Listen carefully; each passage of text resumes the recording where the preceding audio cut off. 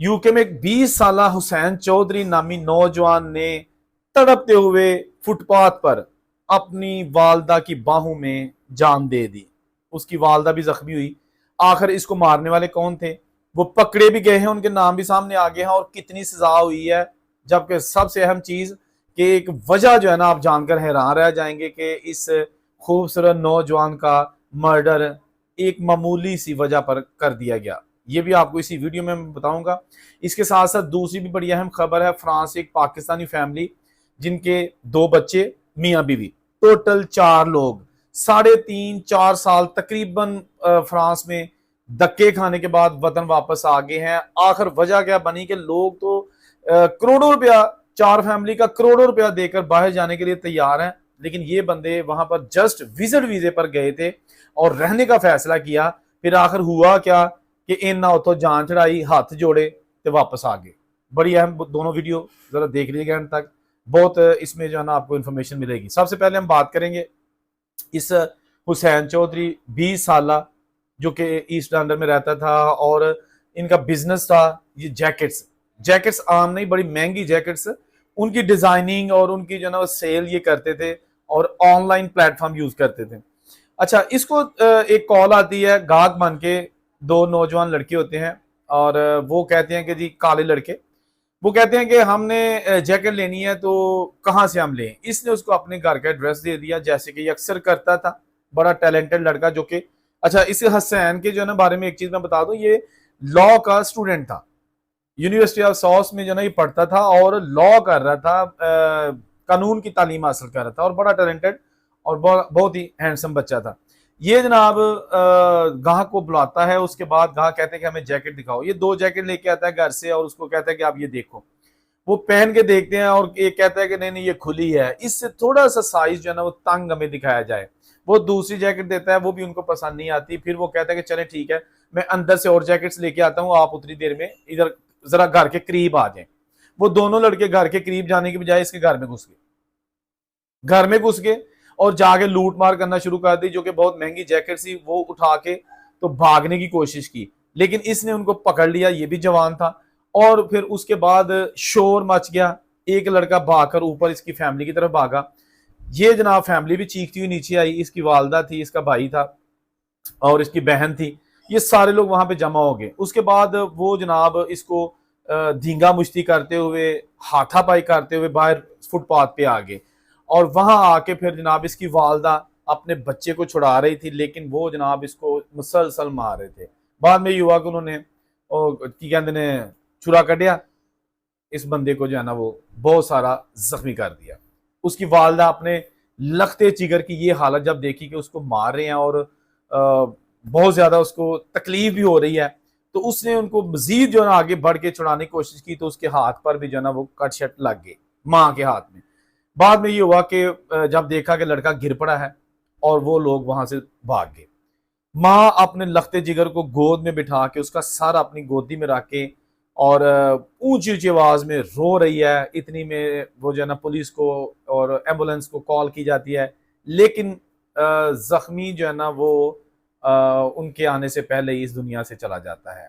इस कदर जख्मों की जो है ना वो शिद्दत थी कि पुलिस और एम्बुलेंस की गाड़ियां जब आती हैं तो वो हुसैन शाहिद इस दुनिया में नहीं रहता। चीखो पुकार और सब कुछ जो कि फिर वहां पे एक दुखी फैमिली कर सकती है, उन्होंने किया। उसके बाद फिर उसकी जो मजहबी रसूमात हैं, जनाजा अदा किया गया। पाकिस्तानी कम्युनिटी के लोग जो वहां पे आए बहुत ज़्यादा तादाद में थे।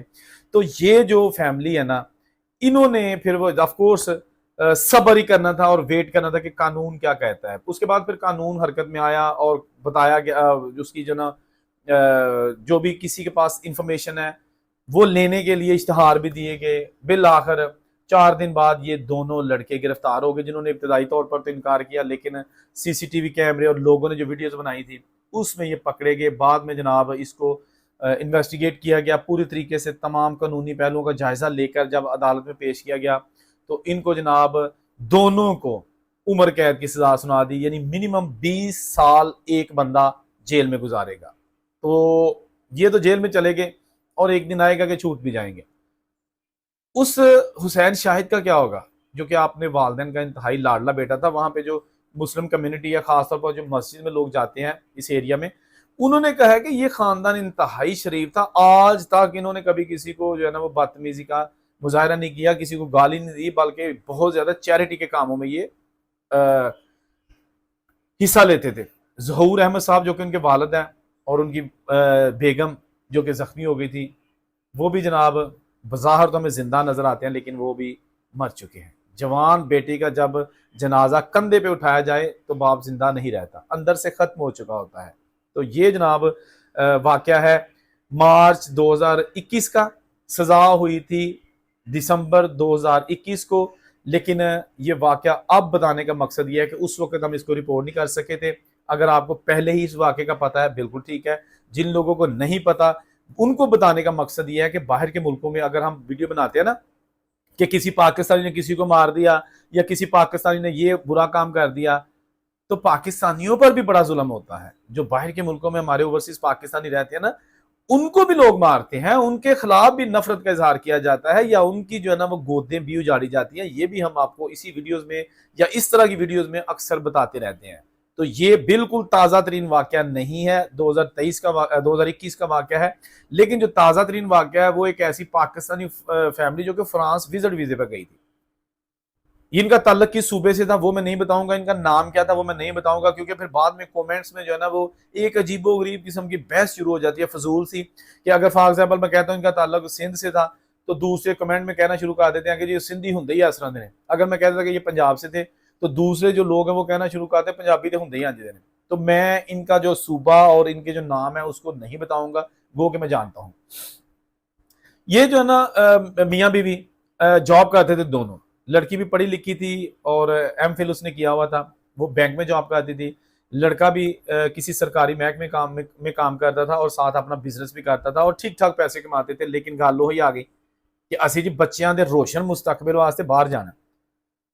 यह जरा एक लफज तुसी अक्सर सुनिया होना, फैमिली जो बाहर जाना चाहती हैं या पहुंच गई हैं, उनसे पूछेंगे ना कि आप बाहर क्यों जाना चाहते हैं या आप बाहर क्यों आए हैं, तो एक जवाब फौरी तौर पर वो देंगे, भाजी साढ़े तो कोई शौक नहीं है, आते बच्चों वास्ते असं फा लिया, बच्चे रोशन मुस्तकबिल हो जाए। भाई बच्चे लूले लंगड़े नहीं है, वो उनकी आप पाकिस्तान रह के भी परवरिश करेंगे ना तो वो अपना मुस्तकबिल बना लेंगे। आप ये जो ना मत कहा करेंगे जी अपनी जिंदगी ऐसी तबाह कर लिए बच्चियों वास्ते। भाई बच्चों की तरबियत यहाँ रह के भी बड़ी अच्छी हो सकती है। आप जरूर बाहर जाएं, लीगल तरीके से जाएं और लीगल इमिग्रेंट बनकर जाएं। तो ये खानदान जनाब इन्होंने जॉब छोड़ी, घर भी जो है ना वो भी गिरवी रख दिया, पैसे लिए और विजिट वीजा लगवा लिया, क्योंकि इनकी बैंक स्टेटमेंट्स वगैरह और सारा जुगाड़ ठीक था। वीजा लग गया इनका, फ्रांस चले गए। आज से तकरीबन 4 साल पहले की बात है। वहां जाके जनाब इन्होंने, जो कि इनका पहले माइंड था कि हम असाइलम करेंगे, इन्होंने असाइलम कर दिया। असाइलम इनका चला 1.5 साल। 1.5 साल के दौरान इनको वहां पर जो कि डिपार्टमेंट है वहां से पैसे मिलते रहे, इनको घर भी मिल गया टेम्परेरीली जब तक इनका केस चलता रहा। पैसे इनको मिलते रहे, तकरीबन पर हेड मिलते हैं 220 या 225 यूरो प्लस घर, यानी पर हेड इतने पैसे और घर भी मिलता है। खाना आपने परचेज करके खुद खाना होता है, आपको गाड़ी का कार्ड भी मिल जाता है, ट्रैवल आप जब करते हैं वो भी फ्री कर सकते हैं। इसके साथ साथ वहां पर आपको मेडिकल की सहूलत भी फ्री मिल जाती है, बच्चों की स्कूलिंग भी फ्री हो जाती है जब तक आपके केस का फैसला नहीं होता। केस का फैसला हो भी जाए बच्चे फिर भी पढ़ते रहते हैं, उनकी जो है ना वो तालीम पर पाबंदी नहीं है। इन्होंने पैसे लिए वो जिंदगी के दिन पूरे करने शुरू कर दिए। इंटरव्यू की तैयारी की, जो भी इनको कोई एक स्टोरी थी, मुझे नहीं पता इन्होंने क्या स्टोरी बना रखी थी। इंटरव्यू में गए, उन्होंने जनाब इनको ठीक ठाक तरीके से तकरीबन 1.5 घंटे का या 1-1.25 घंटे का इंटरव्यू था।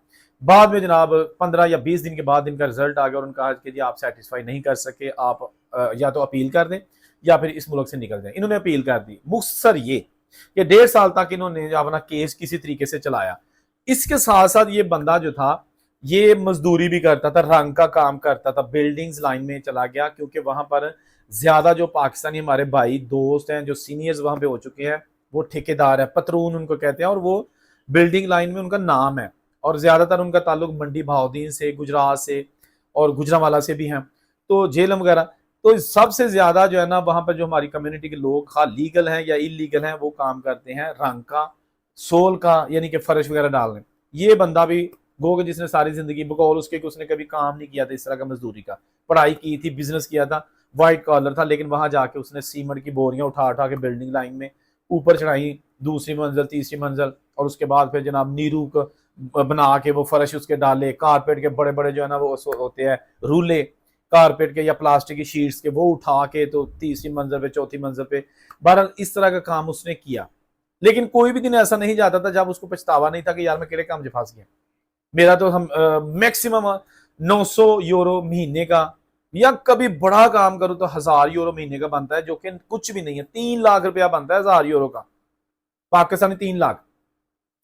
3 लाख में आपने वहां खर्चा भी करना है, क्योंकि अब इसका जो सिचुएशन है ना वो जब इलीगल हो गया तो सारे खर्चे बंद हो गए, घर भी चला गया, गाड़ी का जो कार्ड था वो भी बंद हो गया, मेडिकल सूरत खत्म हो गई, और बीवी पैसे नहीं कमाती थी, उसने कोई जॉब नहीं करनी थी। तो अब जनाब इनकी जिंदगी बड़ी हैंड टू माउथ हो गई। और सबसे जो अहम चीज थी वो इसने ये कहा कि हमें यहाँ पर जो सीनियर्स लोग हैं, फैमिलीज है ना, जो यहाँ पे पेपर्स पे पाकिस्तानी फैमिलीज आई हुई हैं, वो हमें इलीगल होने की वजह से मिलते भी नहीं है ओपनली। अगर उनका कोई आपस में कोई गेट टुगेदर होता है ना हमारे दोस्तों का, अपनी बेगमात और वो जो फैमिलीज मिलती हैं, तो हमें नहीं बुलाया जाता कि जी आप इलीगल फैमिली है, कहीं हम पर कोई हरफ ना आ जाए। तो एहसास कमतरी का शिकार इस फैमिली को लेके बैठ गया, और फिर बिल आकर इन्होंने मशवरा किया, फैसला किया कि वापस चले जाएंगे। सब ने यही मशवरा दिया कि आप वापस नहीं जाओ, वापस जाओगे तो आपको जो है ना वहां जाके दोबारा क्या करोगे। तो इन्होंने फिर कभी सोचा कि नहीं जाते, लेकिन फिर बिल आकर ये फैसला किया कि हर सूरत वापस जाएंगे, और ये फैमिली आ गई। इमिग्रेशन, अच्छा बाहर अगर आप इलीगल हैं या आपने वापस जाना है ना, आप असाइलम पे हैं, तो जिस कंट्री में आप रह रहे होते हैं ना, जिस कंट्री में असाइलम किया होता है, वहां से अगर वापस आप आना चाहते हैं रजाकराना तौर पर, तो वहां पर जो होते हैं ना स्पाडा वाले, जो रेफ्यूजी वाले होते हैं, उनको बता दो कि भाई मैं ये मेरा स्टेटस है, ऐसे में आया था, मैं वापस जाना चाहता हूँ। आपको टिकट भी देंगे, खर्चा पैसे भी देंगे, और जब पाकिस्तान आ जाएंगे यहाँ आने के बाद भी आपको पैसे देंगे कि वहां जाके छोटा मोटा को कारोबार शुरू कर लो। और वो आपको डिपोर्ट भी नहीं करते, इसको डिपोर्ट नहीं कहते, वो डिपोर्ट की स्टैंप भी नहीं लगाते आपके पासपोर्ट पर, ठीक है। तो कुछ लोग, इस पे मैं अलग से वीडियो बनाऊंगा कि अगर जो लोग बाहर के मुल्कों में रहते हैं और वो वापस आना चाहते हैं और चाहते हैं कि उनको पुलिस भी ना पकड़े, पाकिस्तान आके एयरपोर्ट पर भी उनको ना पकड़े, और उनके स्टैंप पे जो है ना वो रेड कलर की जो डिपोर्टेड स्टैंप है वो भी ना लगे, और पैसे भी मिले, तो इसकी जो है ना मैं डिटेल से अलग वीडियो बनाऊंगा, ताकि जो लोग बाहर के मुल्कों में हैं और वापस आना चाहते हैं तो इस तरीके से आ सकते हैं, बाइज्जत तरीके से। वीडियो में जरूर बताइएगा ये जो खानदान फ्रांस से इन्होंने डिसाइड किया था कि पाकिस्तान से वहां जाते हैं बेहतर मुस्तकबिल के लिए, वापस आ गए, गलती कहाँ की इन्होंने, कैसे की, वो भी बताइएगा। या क्या इन्होंने अच्छा किया, अच्छा फैसला किया, बर वक्त कर लिया, ठीक है ना। मुझे आपके कमेंट का इंतजार रहेगा। जहां ने खुश रहे और उसे कुछ आज दीजिए। अल्लाह हाफिज़।